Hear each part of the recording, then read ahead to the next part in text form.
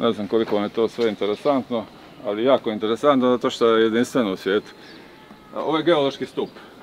Dakle, geološki stup nam priča o geološkoj prošlosti otoka Brača. Nažalost ga dekoriraju.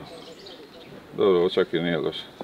Ta geološka povijest otoka Brača bi bila recimo slična i svim drugim otocima i u ovom području, da se u Sutivanu ne nalazi jedan poseban sloj koji je tu označen. Ovo nije dakle izvorni materijal, objasnit ću zašto, ali je simulacija tog sloja koji svjedoči o zadnjoj velikoj kataklizmi na planeti. Svjedoči udaru asteroida u područje današnjeg Jukatana prije 65 milijuna godina.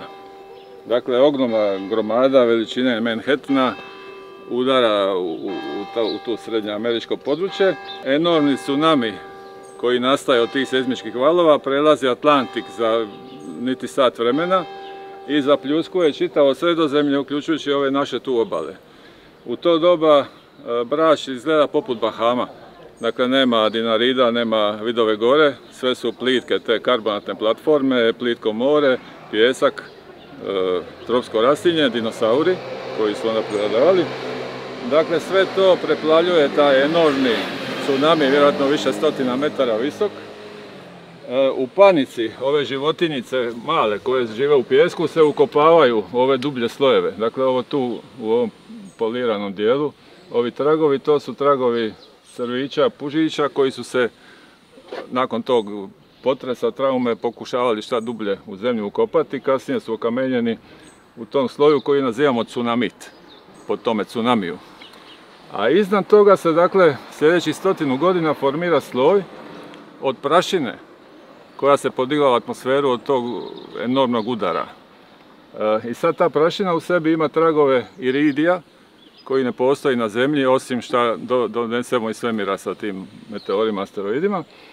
I dakle, ta prašina koja se digla u atmosferu stvara jedno privremeno ledeno doba u kojem potpuno izumiru biljke, posljedično izumiru veliki dinosauri, biljojedi koji se hrane tim biljkama, onda po lancu ide dalje meso i tako dalje.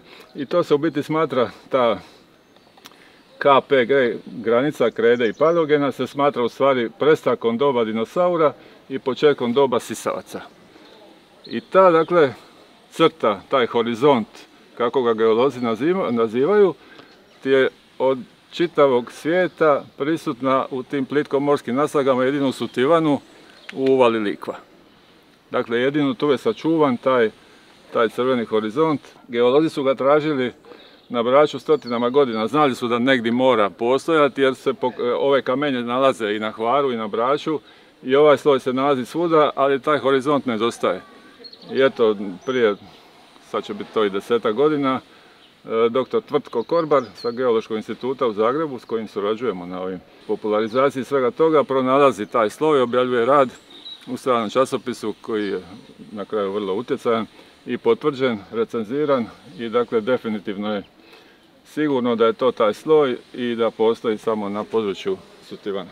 Predobro. Da. Crveni horizont, ta granica između krede i paleogena, doba dinosaura, doba sisavaca je tu u tim stjenama. Nismo je baš precizno tu označili jer ti dolaze ovi arheolozi amateri i onda ti bez pitanja, bez dozvole čeprkaju. Tako da, dobro, ovi koji znaju će... U blizini Sutivana nalazi se još jedno bitno otkriće, ovaj put ne geološko, nego arheološko. To je lokalitet antičkog brodoloma u podmorju Sutivana. To je jedna vrlo interesantna priča koja se oslanja na čitavu priču o antici na otoku Braču i na suprotnoj obali, koja je prezanimljiva jer smo, dakle, preko puta imali za vrijeme Rima grad Salonu, grad koji je na svojem vrhuncu ima 65.000 stanovnika, dakle apsolutno najveći rimski grad na ovoj strani Jadrana. A Brač je, dakle, tim Saloničanima uglavnom bio pašnjak, tu su napasali svoja stada, Brač su nastanjavali i Liri kao starosjedioci ove naše obale i ovog područja. I na Braču su imali svoja ta gospodarstva, vile rustike, dakle Brač su koristili njegovi prirodni resursa. Brač je davno bio poznat po kozama, imate jedna stara latinska izreka Capris laudata bratia. po kozama slavljeni Brač. To ti je Plinije, jedan stari historičar, zapisao tu izreku. Bilo kako bilo, na Braču su se nalazili i kamenolomi od čijeg je kamena građena dijelom Salona, amfiteatar u Saloni, kazalište u Saloni, još neke druge građevine, i iz kojeg je nakon toga građena Dioklecijanova palača. Palača se gradila od 295. do 306. godine, ako se ne varam. A ovaj brodolom o kojem sad pričamo je lociran u nekakvu sredinu drugog stoljeća, znači oko nekih 150. 160. godina. Dakle, brod sa teretom kamenih sarkofaga i kamenih stupova, dakle poluobrađenog tereta, ukrcanog u uvali Splitska, iza Supetra, između Supetra i Postira, gdje su ti se nalazila ta tri rimska kamenoloma, Plata, Stražišće i Rasohe. Tako da znamo, zahvaljujući analizama tereta, znamo polazišnu luku, dakle, ili barem jednu od luka u kojoj je ukrcan teret, i pretpostavljamo da je odredište bila Salona jer nije bilo drugoga, i brod je vjerojatno skrenuo s kursa radi nekakve bure, radi nekakvih loših uvjeta na moru, ali što je zanimljivo, potopljenje na način da leži na dnu kao što je plovio po površini, dakle nije bilo prevrtanja. Vjerojatno je prodrla voda ili radi pomaka tereta ili iz nekog drugog razloga u palubu i brod jednostavno naslonio se na dno na dubinu od 33 metra. Lokalitet je ostavljen bez kaveza, ono in situ, autentičan, potpuno zato što se radi o velikim komadima koji nisu baš praktični za krađu. Ono što je nađeno manjih predmeta, neka keramika kuhinjska, jedna mala nagrobna stela za dječji grob, to je izvađeno, desalinizirano i to je posuđeno Narodnoj knjižnici u Sutivanu, izloženo u jednoj vitrini u knjižnici. Ali što čitavom tom brodolomu daje još jednu vrlo zanimljivu notu. Jedan od nalaza je mala igrača kockica. Dakle, kocka za kockanje, ono znači na brojima 1 do 6, što je rijetkost za te podvodne nalaze, na kopnu ih je nađeno puno. Dakle, neko od mornara je... Posada. Da, igrali su vjerojatno neke igre sa tim kockicom, ali još više od toga, dakle, između tereta su našli priklještene dvije ljudske kosti, bedrenu kost i potkoljeničnu kost, koja upućuje na to da je jedan od mornara u tome potapanju, rekli smo nije bilo prevrtanja, ali možda u klizanju tereta ostaje uklješten između tog tereta. I sad to daje toj priči tu jednu ljudsku notu. I imamo jedan veliki projekt, ove godine smo promovirali njegov prvi dio, to su ti te virtualna stvarnost, proširena stvarnost, ljudi mogu pogledati taj brod, rekonstruirali smo njegov izgled, pogledati ga kako pliva na moru, u Stivanskoj luci, fotografirati ga, mogu gledati ove mornare kako igraju sa tom kockicom na ovome mulu u Sutivanu i mogu, kad su blizu ovog lokaliteta, pogledati potapanje broda.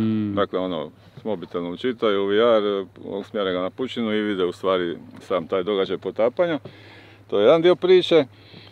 Drugi je da ti planiramo napraviti repliku tog nalaza, snimljenje 3D tehnologijom, modeliranje. Mislimo ga u jednom manjem formatu potopiti u pličinu ove uvale Likva na neka 2 metra dubine. Tako da u biti ti neplivači, neronioci, djeca mogu doživjeti taj osjećaj zarona na neki arheološki lokalitet. A znači taj teret je još uvijek dole sa brodom? Tako je, brod je ispod tereta, po analizi drva znaju točno kad je posjećeno drvo na kojeg je građen brod. To je ta sredina drugog stoljeća i sad da li brod ima 20, 30, 50 godina, to se ne može, to ne mogu znati kad je posjećeno, ne znaju kad je potopljeno. A analiza kamena je pokazala da je kamen ubran na Braču, iako su ti na Brač dovozili i teret iz drugih luka Mediterana jer su ga tu obrađivali. Tu su bili vrsni klesari koji su obrađivali iz ovih kamenoloma, ali su im donosili na obradu. Tako u toj luci Splitska isto ima jako zanimljivih nalaza i tih listića kamena od obrade kamena. Tako da je Brač je jedno vrelo te antičke baštine, neiscrpno. I ovo je sad jedna od priča na koju se mogu graditi i nadovezati te druge priče o antici na otoku Braču. To je replika? Nije replika. To je prava? To je prava kockica. 2000 godina. Jebate. Stara, slučajni nalaz između ovih ostalih nalaza na morskom dnu. Mogu provat. Da. Isuse Bože. Kost. To je koštani materijal. I vidi se da je bila nekakva serijska proizvodnja, jako fino su ovo. Znači to je original, ja držim original iz Tako. rimskog doba. Da. Isuse Bože. Otprilike 150. godina naše ere. Ne, jasno.